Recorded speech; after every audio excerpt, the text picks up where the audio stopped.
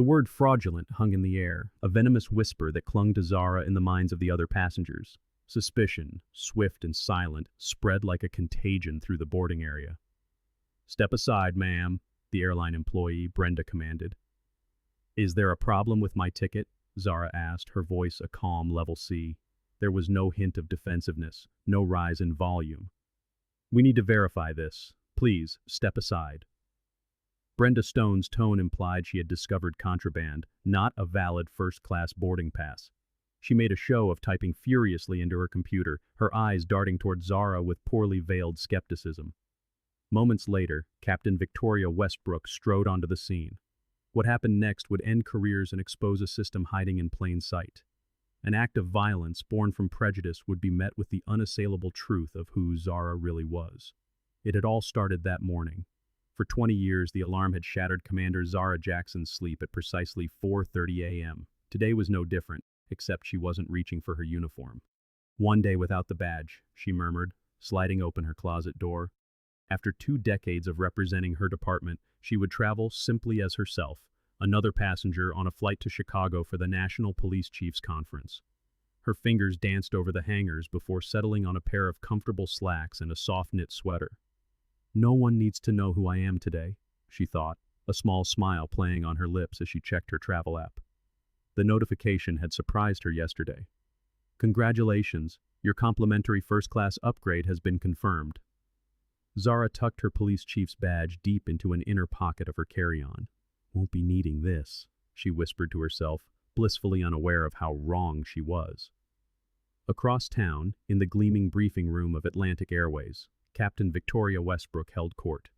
"We're seeing a disturbing trend in passenger demographics," she remarked to flight attendant Melissa Parker, her voice a low conspiratorial hum. "The airline is letting just anyone into first class these days." Melissa nodded, her expression a mask of practiced understanding. "Don't worry, Captain. I know exactly how to handle them when they try to sit where they don't belong." Victoria, or Tori to her colleagues, straightened her already impeccable uniform. "That's why I requested you for this flight, Melissa. You understand our clientele. The standards we maintain aren't just about service. They're about preserving a certain atmosphere." Their shared knowing laughter echoed softly, drawing uneasy glances from other crew members who understood the unspoken code. But on this Tuesday morning, aboard Flight 1143 to Chicago, the ending would be different. The terminal at Newark International was a chaotic river of humanity. For most, it was just another day of travel. For Zara Jackson, it was about to become the most well-documented case of racial profiling in modern aviation history. Near the main departures board, Zara noticed a Hispanic family struggling with the directory. The confusion on the parents' faces was palpable as they tried to decipher the English text. Without a second thought, Zara approached. "Necesitan ayuda?" she asked, her Spanish fluent and warm, a skill honed during her years in community policing. The family's relief was immediate. As she translated their gate information and pointed them in the right direction, the mother grasped her hand in gratitude. For a fleeting moment, Zara remembered why she had chosen public service all those years ago, to help people navigate systems that were not designed for them. The simple act of kindness did not go unnoticed. Captain Victoria Westbrook, striding through the terminal with an air of unassailable authority, paused. She observed the interaction, her eyes narrowing. "When you're finished," Tori called out, her voice cutting through the terminal din, "clean up that spill near the lounge. It's been sitting there for 20 minutes. The command was delivered with the casual expectation of immediate compliance. Zara straightened up, a flicker of recognition in her eyes. "I'm a passenger," she replied calmly, stating a simple fact without a trace of anger or indignation. Tori's expression remained unchanged. There was no embarrassment, no apology. Instead, a corner of her lip curled into a sneer. "You all look the same in this terminal," she muttered, just loud enough to be heard, before continuing her privileged march through the crowd. The words lingered in the air like toxic smoke. The Hispanic father shot Zara a look of concern, a shared understanding that transcended language. He had heard comments like that before. Zara simply took a deep breath. 20 years in law enforcement had taught her which battles to fight. This one, she decided, wasn't it. Not yet. 15 minutes later, Zara approached the security checkpoint. The routine was familiar, yet today it felt different. Her carry-on was unremarkable. Clothes for 3 days, toiletries, conference notes, and a small gift for her daughter. The scanner gave a green light. All clear. And yet... "Step aside, ma'am."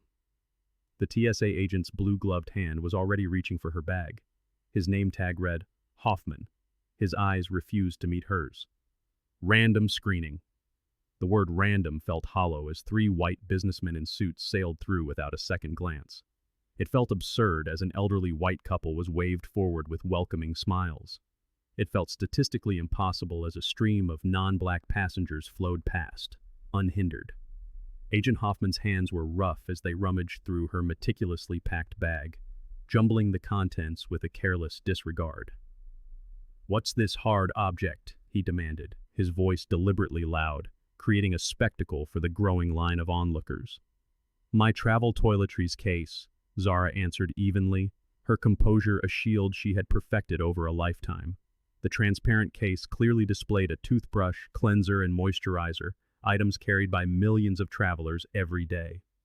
From the expedited security line, the one her platinum status should have granted her access to, Captain Westbrook watched with a look of smug satisfaction.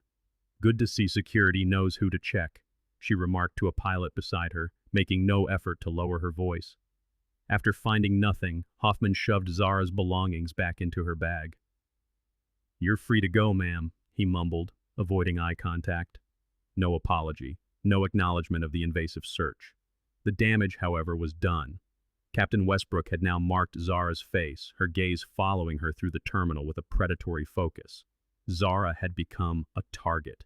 The pattern continued at gate 37. As first-class passengers gathered in the priority lane, Zara approached, her boarding pass in hand. The gate agent, Brenda, looked up. Her eyes flickered for a fraction of a second toward Captain Westbrook, who stood nearby, feigning interest in a flight manifest.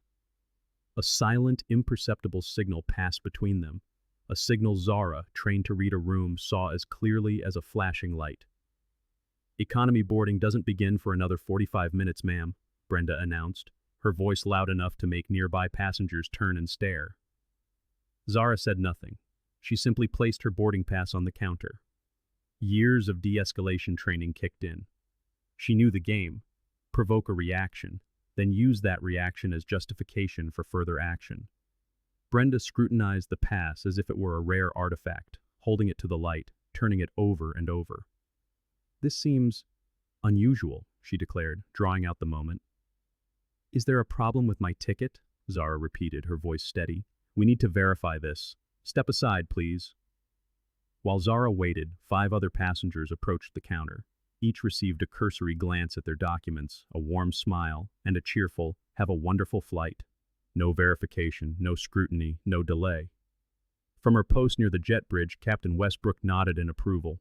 Brenda's performance had an audience of 1, and it was her approval that mattered.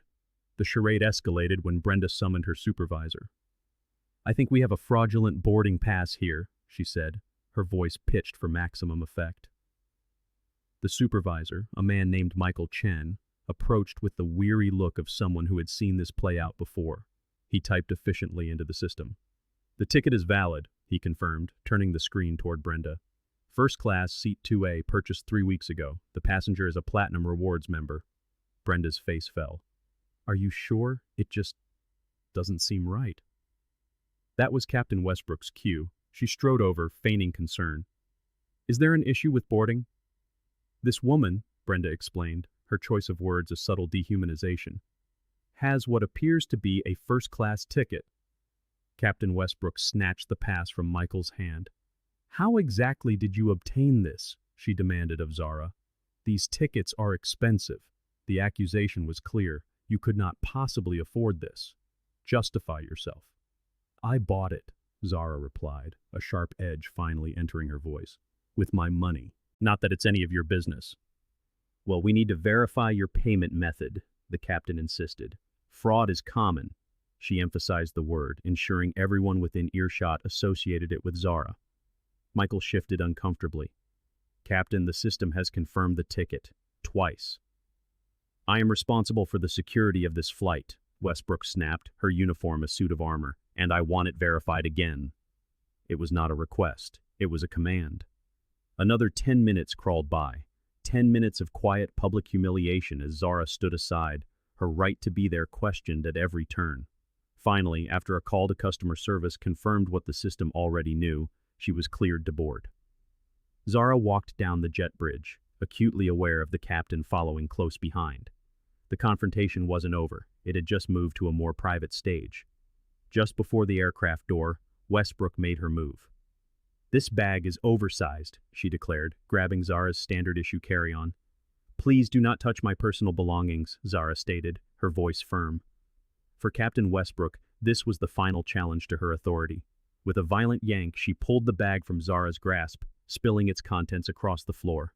Clothes, conference notes, and a small snow globe, a gift for her daughter, skittered across the metal walkway. "What are you hiding in here?" Westbrook demanded, kicking the toiletry case aside with her polished shoe. "Nothing," Zara said, her composure miraculously intact as several passengers began recording the scene with their phones. "You're becoming aggressive," the captain claimed, in a classic inversion of reality. As Zara knelt to gather her scattered possessions, she looked up at the captain. "I will be filing a formal complaint," she said quietly. Once on board, Zara finally sank into seat 2A. She stowed her disheveled bag under the seat in front of her, keeping her belongings close. The flight attendant, Melissa, moved through the cabin with practiced efficiency, offering champagne and warm smiles to every passenger in first class, except for the one in seat 2A. She looked through Zara as if she were a ghost. "Excuse me," Zara said politely as Melissa passed for the fourth time. "Could I have a bottle of water, please?" Melissa didn't pause, didn't turn, didn't even acknowledge the request. The performance of deafness was flawless. Zara pressed the call button. Seconds later, Melissa reached up and extinguished the light without a word, without a glance. The passenger in 2B, a man in an expensive suit, watched with growing alarm. "Excuse me," he said to Melissa. "The woman next to me has asked for water several times." Melissa's smile tightened. "I'll get to her when I have a moment. We're busy with pre-flight preparations." Zara calmly removed her phone, opened a notes app, and began to document everything. Names, times, actions, words. Her police training was now instinct. Preserve the evidence. Her typing was interrupted by a familiar authoritative voice. Captain Westbrook stood at the front of the cabin, announcing a routine pre-flight safety check, a procedure Zara had never witnessed in hundreds of flights. Her eyes scanned the cabin and landed with theatrical gravity on Zara. She walked slowly down the aisle and stopped directly beside seat 2A. "There must be some mistake," the captain announced, her voice ringing through the now silent cabin. She wasn't speaking to Zara. She was speaking to everyone. "You are in the wrong seat." "There's no mistake," Zara replied, her voice a calm counterpoint to the tension in the air. "This is my assigned seat." She held up her boarding pass, the simple piece of paper a silent testament to her right to be there. Captain Westbrook's voice climbed, shedding any last vestige of professionalism. "People like you don't belong in first class on my aircraft." The words hung in the cabin, stark and undeniable. A collective shudder went through the passengers, a visible recoil from the raw prejudice on display. A woman in 1B gasped audibly. The businessman in 2B shifted, his discomfort palpable. A couple in row 3 exchanged a look of pure alarm. In an age of viral reckonings, of careers incinerated by a single smartphone video, such overt discrimination felt like a relic from another time.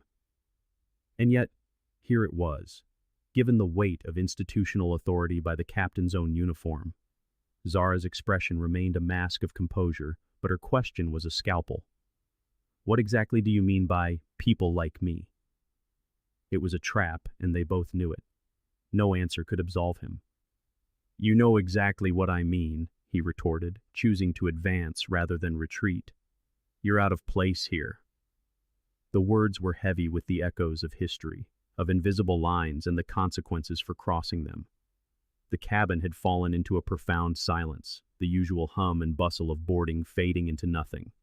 Every passenger was now a witness. The power dynamic seemed absolute, the uniformed captain versus the lone woman in her seat. Understanding the gravity of the moment, Zara reached for her phone. Not for a lawsuit, not for revenge, but for the immutable truth of a recording. So that this moment could not be denied, could not be rewritten. The flight attendant, Melissa, appeared with a speed she never displayed for a drink order. "No recording allowed during safety checks," she announced, positioning her body to block Zara's phone. The synergy was practiced. Perfect. One created the conflict, the other enforced the rules that prevented it from being documented. But it was too late. In seats 1D, 3A, and 4C, other phones had already begun to bear witness. The quiet glow of screens captured what was no longer a private humiliation, but a public spectacle. Captain Westbrook saw the silent rebellion and felt control slipping through his fingers. He jabbed a finger toward Zara's face, so close she could feel the air move. "You're being disruptive," he accused, his voice tight with rage. The charge was patently absurd. Zara hadn't moved, hadn't raised her voice. Her only transgression was to exist where he believed she shouldn't. "I am sitting quietly in my assigned seat," she replied, her tone still measured, her hands resting on the armrests. A trained posture of de-escalation, open and non-threatening. But the captain wasn't interested in de-escalation. "Your tone and body language are aggressive," he declared, inventing a reality to fit his prejudice. It was a classic tactic, interpreting calm as aggression, presence as a threat. The businessman in 2B, who had seen everything from less than 2 feet away, could no longer stay silent. "She hasn't moved or raised her voice," he said, addressing the captain directly. "Stay out of this," Westbrook snapped, his authority now challenged. "She is creating a hostile environment." The irony was lost on no one. The only hostility radiated from the captain himself. Zara saw the dangerous path this was taking. "The only hostility," she stated, her voice still calm but now sharp with fact, "is coming from you and your staff." The truth of it, affirmed by a cabin full of witnesses, seemed to push the captain over an edge. "That's it," he snarled, his face flushing a deep red. "Melissa, call security. Remove this passenger." With practiced efficiency, Melissa was on the cabin intercom. "Security to first class," her voice echoed through the aircraft. "Disruptive passenger." The words turned a seat into a crime scene. In the 3 minutes that followed, the captain stood guard over Zara as if she were a flight risk, though she remained perfectly still. 2 airport security officers arrived, their expressions professional but questioning. They saw no disruption, only a composed woman in seat 2A and an agitated captain hovering over her. "Remove her immediately," Westbrook demanded. "She threatened my crew." The lie was so blatant it was breathtaking. "I've done nothing wrong," Zara said quietly, her voice carrying in the silence. "This is racial profiling." The captain let out a derisive laugh. "There she goes, playing the race card." The officers exchanged a look, preparing to act. But Zara moved first, slowly, deliberately, reaching into the inner pocket of her jacket. "Perhaps," she said, her movement calm and telegraphed, "my identification will clarify things." The captain's reaction was instantaneous and shockingly violent. He slapped her, hard, across the face. The sound cracked through the silent cabin like a gunshot. "She's reaching for a weapon," he shouted, the justification scrambling to catch up with the assault. Time froze. Passengers stared in disbelief. The security officers were momentarily stunned. Melissa's hand flew to her mouth, a silent admission that a line had been irrevocably crossed. The sting still blazing on her cheek, Zara slowly completed her movement. From her jacket she produced not a weapon, but a badge. A gold shield, instantly recognizable to any officer of the law. She held it up, letting it speak for her. The silence stretched for 3 long heartbeats before the senior officer finally broke it, his voice cracking. "Chief Jackson? Of the Metropolitan Police?" His posture snapped straight, an instinctual deference to a higher command. The world shifted on its axis. The color drained from Captain Victoria Westbrook's face as the full, catastrophic weight of his actions crashed down upon him. The hand that had delivered the blow began to tremble. The absolute authority he had wielded just moments before evaporated into a fog of horror. The security officer unclipped his radio, his voice now crisp and clear, requesting backup and arrest support at Gate 37. Captain Victoria Westbrook is being detained for assaulting Chief Zara Jackson. In that single stunning revelation, the power dynamic had not just shifted, it had inverted. The woman told she didn't belong held more authority than anyone on the aircraft. The woman he had assaulted was the highest-ranking law enforcement officer in the city. Captain Westbrook was about to learn that assumptions carry a price, and that justice sometimes flies in casual clothes in seat 2A.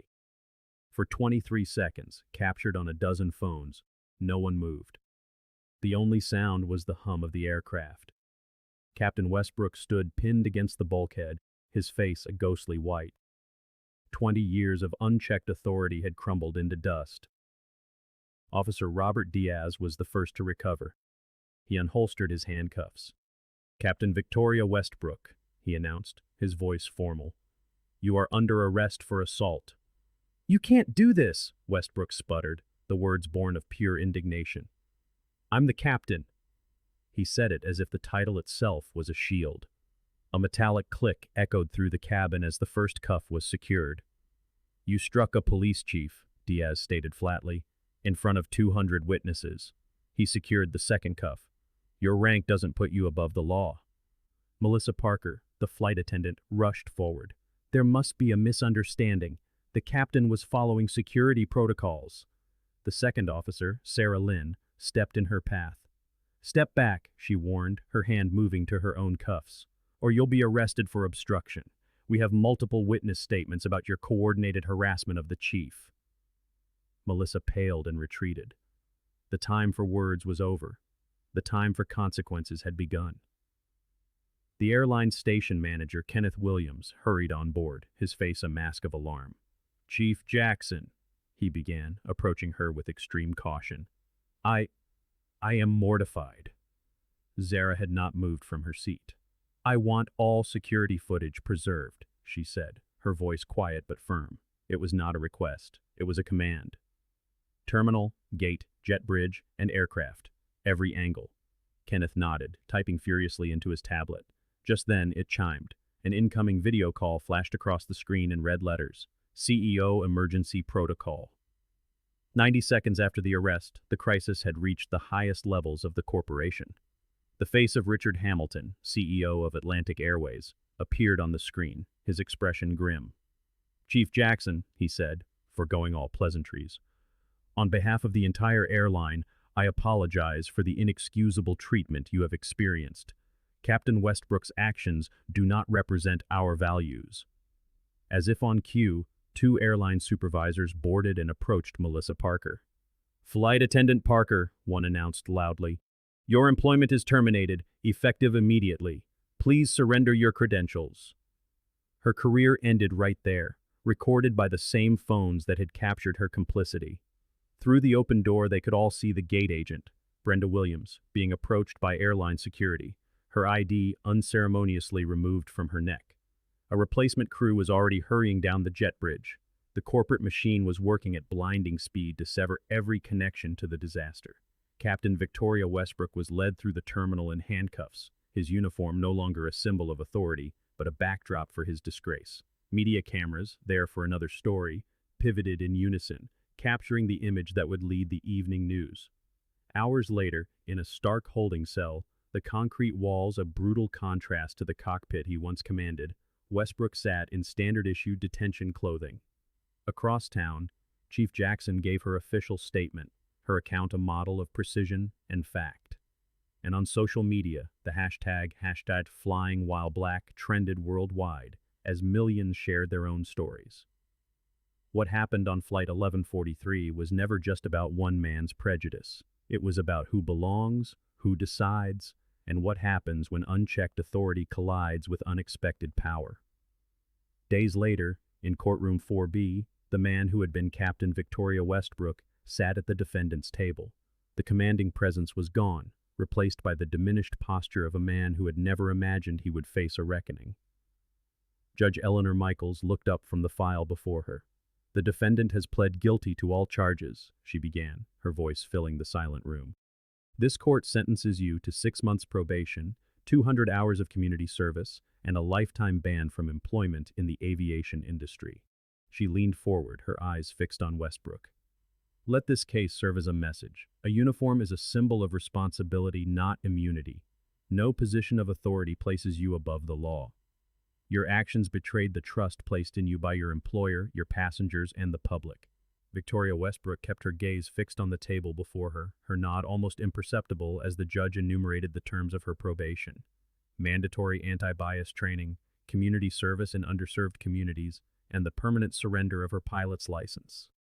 Meanwhile, across town, 73 floors above the city, an Airways executive signed the final documents on a $40 million class action settlement. The fund would compensate not only the passengers of Flight 1143 who witnessed the discrimination, but hundreds of other travelers who came forward with similar experiences once the case became public. But the settlement was more than a financial reckoning. It was a blueprint for change.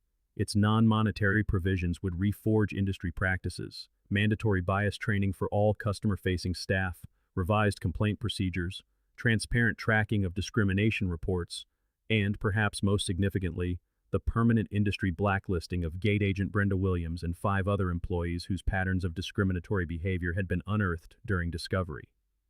Justice served, however, was only the beginning. True accountability demanded systemic change. 6 months after the incident on Flight 1143, Chief Zara Jackson stood before a joint task force of transportation executives, regulatory officials, and civil rights leaders. The casual clothes of that fateful day were gone, replaced by the crisp formality of her office uniform, the stars on her shoulders reflecting the overhead lights as she outlined implementation strategies for new federal guidelines. Accountability without systemic change is just theater, she told the assembled leaders. Her quiet authority commanded the room without her ever raising her voice. Our goal is not punishment, but transformation. It is to create systems where such incidents become impossible, rather than merely punishable. A wave of transformation swept through the industry with remarkable speed. Airlines implemented blind passenger processing, where seat assignments and upgrades were determined exclusively by objective metrics like membership status and spending history, removing the subjective judgments where discrimination had flourished. An anonymous reporting system, accessible via QR codes on boarding passes and in-flight materials, created unprecedented transparency. In the first month, reports surged by 300%. Not because incidents had increased, but because passengers finally believed that reporting would lead to action, not indifference. Perhaps most critically, security footage from airports, gates, and aircraft was now automatically preserved whenever a complaint was filed. The convenient, technical difficulties that once allowed evidence to vanish were no more. The measure, initially resisted as costly, became mandatory after 3 major airlines discovered its implementation led to a 70% drop in discrimination claims within 90 days. Behavior changed when accountability became inevitable. A diverse hiring initiative began to transform the face of airline staff, particularly in leadership. The industry that once prided itself on a certain look, a coded phrase for exclusionary practices, now showcased diversity as a core strength.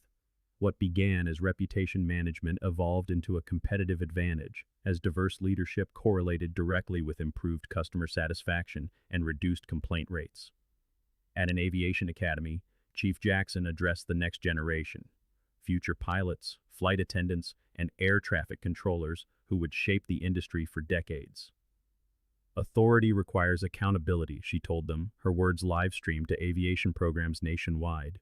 The power you will hold over passengers, over their safety, their dignity, comes with a profound responsibility to wield it equitably. Your uniform is not a shield against consequences, but a visible reminder of your obligation to those you serve. In the audience sat several familiar faces. Former passengers from Flight 1143, now hired as compliance officers throughout the industry. Their first-hand experience with discrimination had been transformed into an expertise in prevention, their trauma into purpose. Victoria Westbrook began the mandatory anti-bias program she had once felt was beneath her. In group sessions, she sat alongside others who had abused positions of authority. Police officers who profiled drivers, teachers who punished minority students disproportionately, managers who fostered hostile work environments. Their shared journey toward understanding began with the hardest step, acknowledging the harm they had caused. Westbrook's transformation was not immediate or complete. Genuine change rarely is. But soon, she began writing letters to Chief Jackson, to passengers from the flight, to former colleagues of color whose complaints she had dismissed. The letters, reviewed by her counselor before being sent, revealed a painful recognition of patterns she had once defended. "I didn't see what I was doing as discrimination," she wrote to Zara. "I saw it as maintaining standards, as exercising judgment, as doing my job. I couldn't recognize the difference between authority and power, that one is granted to serve others, while the other exists to elevate oneself. I can't undo what I did, but I can acknowledge it without excuses." Not all recipients welcomed the letters. Some returned them unopened, but a few engaged in an ongoing correspondence, recognizing that her journey served a purpose larger than either punishment or absolution. Thousands of miles away, in a sunlit classroom at Embry-Riddle Aeronautical University, Zara's daughter began her own journey toward becoming a commercial pilot. She was inspired not by her mother's ordeal, but by her response to it, the way she transformed individual injustice into institutional change. She represented a new generation entering aviation with both an awareness of its flawed history and a commitment to its more equitable future. "My mom never told me I couldn't succeed in spaces where people like us weren't welcome," she explained to a documentary crew filming her first solo flight. "She showed me how to transform those spaces instead." 1 year after Flight 1143, passengers from the flight reunited in a hotel conference room near the airport where their paths first crossed. The gathering, originally part of a documentary, evolved into something more profound, a collective reflection on how witnessing injustice had changed them. "I used to mind my own business," admitted the man who had sat in seat 2B beside Zara. "If I saw something wrong happening, I'd tell myself it wasn't my problem. Now I understand that silence is participation. Neutrality serves the oppressor, never the victim." Others shared similar revelations, how they'd become more attuned to subtle biases in their own workplaces, more willing to speak up against unequal treatment. The incident had changed not only those directly involved, but all the witnesses who carried its lessons into their own spheres of influence. What began with a slap heard around the world had become a reckoning felt throughout an industry. Not because the incident was exceptional. Thousands of travelers experienced similar discrimination daily, but because, for once, the consequences matched the offense. For once, power faced accountability. For once, justice was not delayed or denied, but delivered in full view of a watching world. The true measure of change wasn't found in legislation or settlements, but in the lived experience of travelers who no longer approached airports with anxiety, who no longer felt they had to calculate their appearance to minimize harassment. When authority abuses its power, the damage erodes trust in entire systems. But when accountability follows, swift, appropriate, and transparent, that same trust begins to rebuild. Not through promises, but through the visible evidence that justice applies to everyone, regardless of uniform or title. The captain's wings that once shielded Victoria Westbrook from consequences could not withstand the weight of the police chief's badge. But the true victory wasn't one authority overwhelming another. It was a system, finally working as intended, holding power accountable no matter its source. If this story resonated with you, we invite you to like and share it so that its lessons can continue to inspire. Thank you for joining us, and we look forward to seeing you in our next video.